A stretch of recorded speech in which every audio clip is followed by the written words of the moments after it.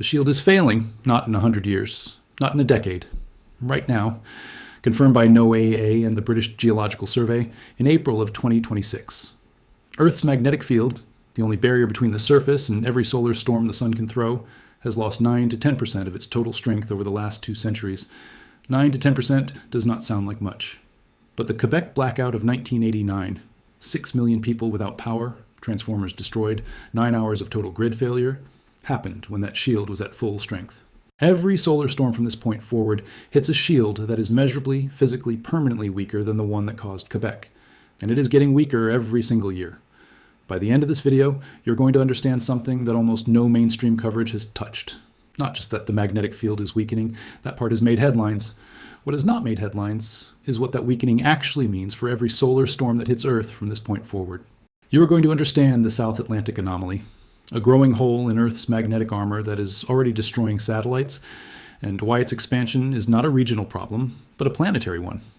You are going to understand why NOAA was forced to release an emergency out-of-cycle model update in 2019 because the magnetic pole was moving faster than every prediction on record.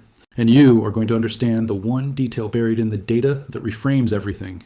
The detail that explains why the 2024 G5 extreme storm was more dangerous than the same storm would have been 30 years ago, even though the storm itself was identical. Stay past the 4-minute mark. Because what I'm going to show you there is the mechanism that connects all of it. Start with what the magnetic field actually is, not as an abstract science concept, as a physical system with a specific job. Earth is surrounded by a magnetic bubble called the magnetosphere.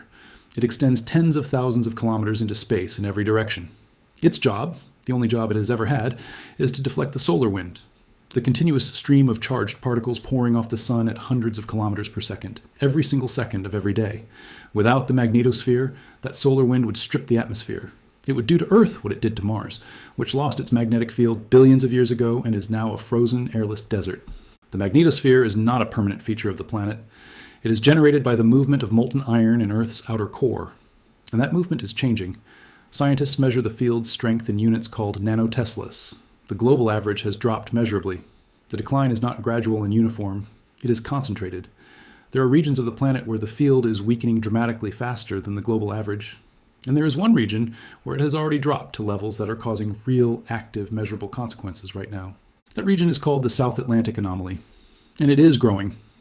The South Atlantic anomaly is a patch of significantly weakened magnetic field sitting over the South Atlantic Ocean, extending into parts of South America and Southern Africa. In this region, the field is already so weak that satellites passing through it are exposed to dramatically higher radiation levels than anywhere else in their orbits. This is not a theoretical risk. Satellites passing through the South Atlantic anomaly experience malfunctions, memory errors, and in documented cases, permanent damage. The European Space Agency tracks these anomaly-related satellite events. The data is not ambiguous. The anomaly causes failures. And in April 2026, NOAA and the British Geological Survey confirmed it grew 8% in a single year. 8% growth in 1 year, for a feature that was already the most dangerous region of Earth's magnetic environment. Here's the question that takes everything I just told you and makes it urgent.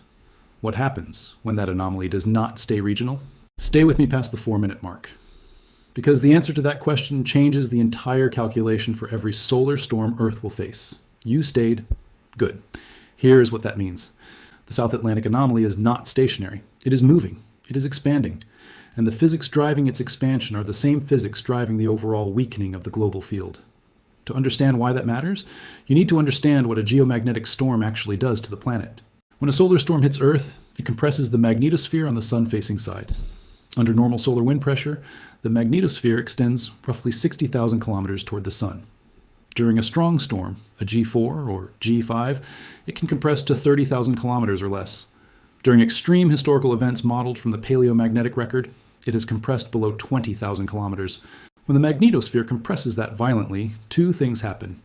First, the satellites at high orbits that are normally inside the field's protection suddenly find themselves outside it, exposed directly to the solar wind. Second, the storm drives enormous electrical currents in the upper atmosphere. Those currents induce voltage in long conductors on the surface, power lines, pipelines, rail systems, anything running hundreds of kilometers without a break. That induced voltage is what destroyed transformers in Quebec in 1989. And the 1989 storm was not even the strongest in the modern record. Now here is the part that the coverage keeps missing. The severity of all of this, the compression, the induced currents, the satellite exposure, is directly proportional to how strong the field is when the storm arrives. A weaker field compresses more easily. A weaker field produces stronger induced currents for the same storm input. A weaker field exposes satellites at lower altitudes. The 2024 G5 extreme storm caused global GPS failures and measurable power grid stress across multiple continents. That happened with a field already 9% weaker than the historical baseline. The same storm hitting today hits a field that is fractionally weaker still. The same storm next decade hits a field weaker than that. The storm does not need to get stronger for the consequences to get worse. The shield getting thinner does the work for it. I promised you a closed loop here, so here it is. This is why the Quebec blackout is the wrong reference point for modeling future risk. Quebec happened at peak field strength. We do not live at peak field strength anymore. We will never live there again. Now raise the stakes. Magnetic north has moved 2,200 kilometers in the last century. It crossed into Russian territory for the first time in recorded history. The pace of that movement is accelerating. This is not a minor navigational inconvenience. The position of magnetic north determines where on the planet the magnetosphere is thinnest, where the induced currents from a geomagnetic storm hit hardest, and where the auroral oval, the zone of maximum storm energy deposition, sits over the surface. As the pole moves, the zone of maximum vulnerability moves with it. Regions that were historically outside the high-risk corridor are moving into it. Infrastructure built and calibrated for a different magnetic environment is now operating in a changing one. In 2019, NOAA was forced to release an emergency update to the World Magnetic Model, the international standard used for navigation, military operations, and satellite tracking, outside of its normal 5-year update cycle. The reason was simple. The pole was moving so fast that the previous model had become dangerously inaccurate within years of its publication. Read that again. The official International Magnetic Model became dangerously inaccurate faster than its designers expected. That is not a scheduled update. That is a system responding to a physical reality that outpaced its assumptions. Now here's the moment I said I would save for people who made it this far. Scientists studying Earth's paleomagnetic record, the history of the field preserved in volcanic rock and ocean sediment, have found evidence of previous periods of rapid field weakening. Some of those periods ended in geomagnetic excursions, temporary large-scale shifts in the field's structure. Some ended in full polarity reversals, where magnetic north and south swapped positions entirely. During a polarity reversal, the field does not simply flip cleanly. It weakens dramatically, becomes chaotic and multipolar, potentially dropping to a fraction of its current strength for thousands of years before restabilizing. No one is saying a reversal is imminent. The timescales involved in a full reversal are measured in thousands of years, not decades. But here's the piece that stays with you after this video ends. We do not need a reversal for the consequences to be severe. We are already in a period of documented, measured, accelerating field weakening. The South Atlantic anomaly is already expanding. The pole is already moving faster than our models predicted. Every one of those trends makes the next solar storm more dangerous than the last. There is no version of the current trajectory where that stops being true. Let me show you something the data reveals that almost no one is talking about. The infrastructure that protects Earth's power grids and satellite systems from geomagnetic storms was designed around a specific model of magnetic field strength. The transformer ratings in high-latitude substations, the geomagnetically induced current thresholds in pipeline protection systems, the orbital altitude assumptions for satellite radiation shielding, all of them were calibrated against a field that no longer exists at those specifications. This is not a conspiracy. This is an engineering reality. Infrastructure is designed around the conditions present at the time of design. The conditions have changed. The South Atlantic anomaly is the sharpest example. Satellites are shielded and routed with the understanding that the anomaly occupies a specific region of the sky. As the anomaly expands, those routing calculations become less effective. The radiation exposure per orbit increases. The cumulative damage to satellite electronics accelerates. And because satellite replacement cycles run in years to decades, the fleet in orbit right now was hardened for a smaller anomaly than the one it currently passes through. Ground-based power infrastructure faces a parallel problem. The geomagnetically induced current models used by grid operators to assess storm risk are built on historical field strength data. As the field weakens, those models systematically underestimate the induced currents a given storm will produce. The safety margins grid operators think they have are narrower than the models show. Not dramatically narrower yet, but the direction of the error is consistent. It is growing.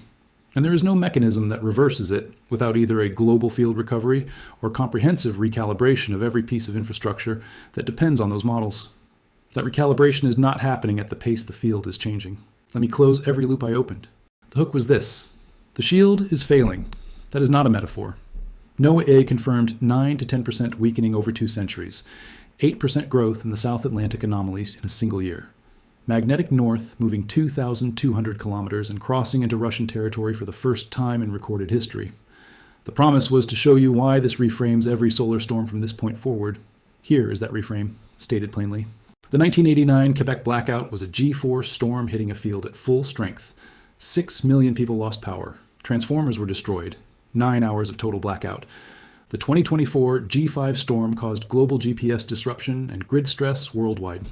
That happened with the field already 9% below its historical baseline. A storm of comparable intensity to Quebec hitting today hits a weaker shield.